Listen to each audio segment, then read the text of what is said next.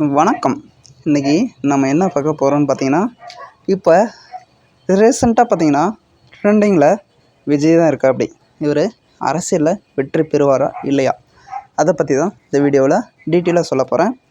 Video பிடிச்சிருந்தா like பண்ணுங்கள், பிடிக்கலனா சப்ஸ்கிரைப் பண்ணிக்கோங்க. சரியா? சரி, வாங்க பார்ப்போம். முதல்ல விஜயோட தலையெழுத்து எப்படி இருக்குன்னு பார்ப்போம். விஜயோட தலையெழுத்து பார்த்தீங்கன்னா, லக்னத்தில் பார்த்தீங்கன்னா சந்திரன், அந்த வீடு சந்திரனோட வீடு. சந்திரன் எப்படியாப்பட்ட நிலையில் இருக்கார்? வெற்றிகரமாக இருக்கார். அதனால் விஜய்க்கு எல்லாமே வெற்றி பெறுவதற்கான வாய்ப்பு அதிகமாகவே இருக்குது. சரி, ரெண்டாவது, 7ஆம் வீடு வருவது பார்த்திங்கன்னா சனியோட வீடு. சரிங்களா? அந்த சனியோட வீடில் பார்த்திங்கன்னா யார் உச்சநிலை அடைவார்?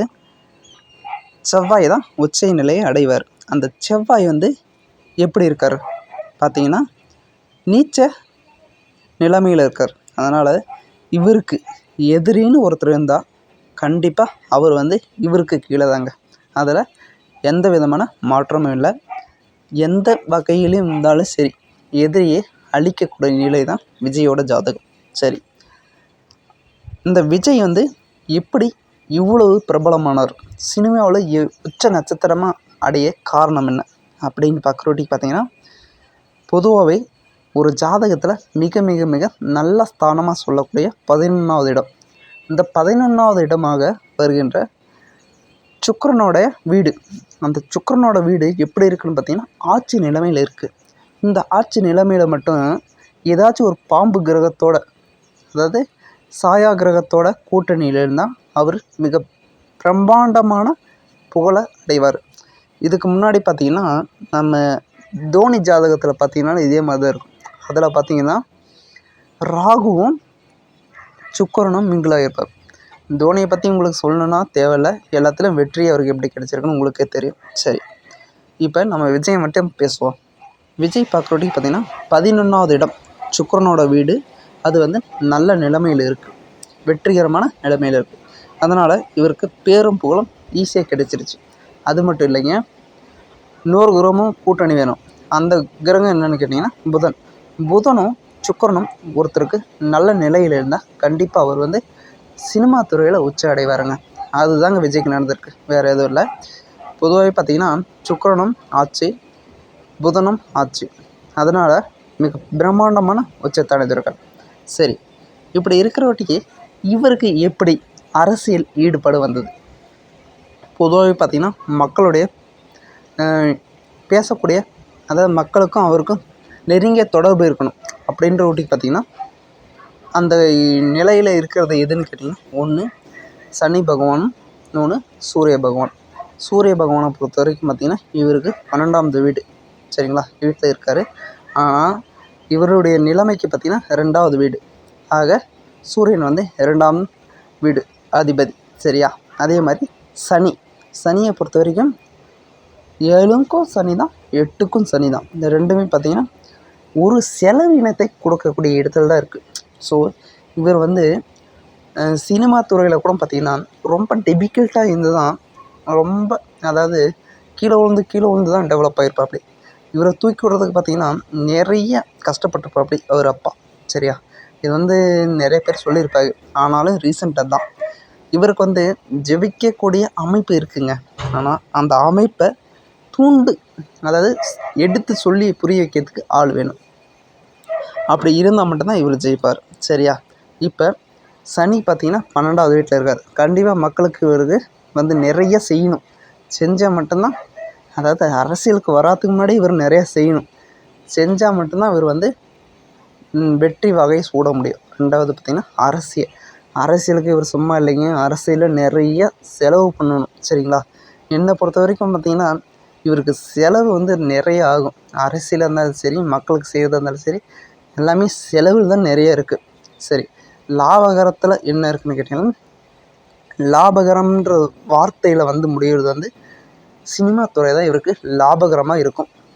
அப்படி தான் இந்த ஜாதகம் என்னை பொறுத்த வரைக்கும் கணிக்க முடியுது.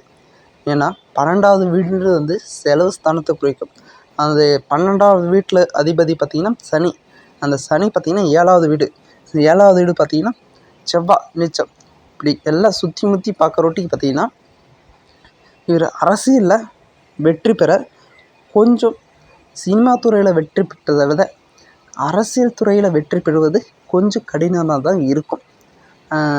ஏன்னா இவருக்கு ஆப்போசிட்டில் அந்த ஜாதக அமைப்பு எப்படி இருக்குன்னு பார்க்கணும், சரிங்களா? ஏன்னா நம்ம ஸ்டாலினுடைய ஜாதகத்தை கம்பேர் பண்ணி தான் பார்க்க முடியும். அது அடுத்த பதிவில் பார்த்துக்கலாம். இந்த பதிவில் வந்து இவர் வெற்றி பெறுவாரா இல்லையா, அதுதான் நம்மளுடைய முடிவு, சரிங்களா? இப்போ இவருடைய 7ஆம் வீடு வருது மனைவி ஸ்தானம் இவர் கண்ட்ரோலில் தான் இருக்கும். இவர் எவ்வளோதான் பெரிய சண்டை சச்சரவு வந்தாலும் வெளியில் வந்து தெரியாது.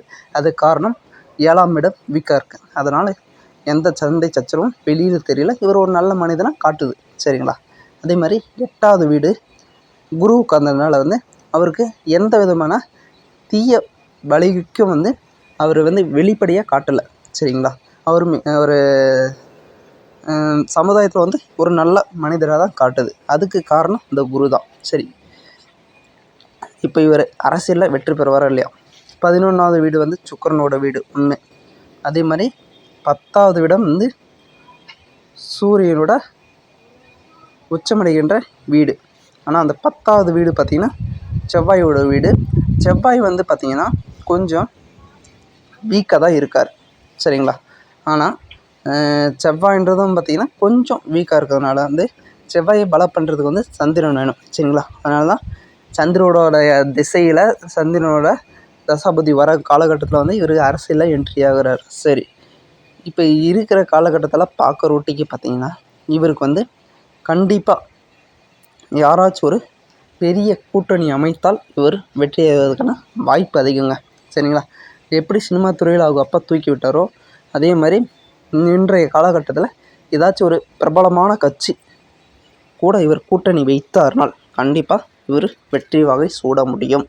சப்போஸ் அப்படியெல்லாம் இல்லாமல் தனித்து நின்றால் வெற்றி வாகை சூடுவது கொஞ்சம் கடினம் தாங்க.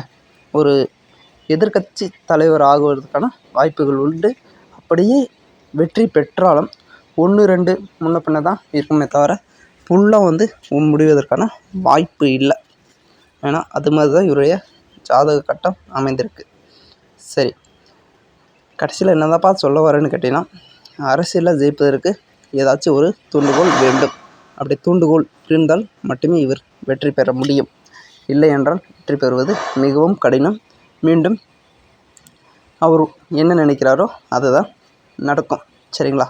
ஆக இவரை தூண்டுவதற்கு ஏதாச்சும் ஒரு தூண்டுகோல் இருந்தால் கண்டிப்பாக அரசியலில் இவர் வெற்றி பெறுவார்.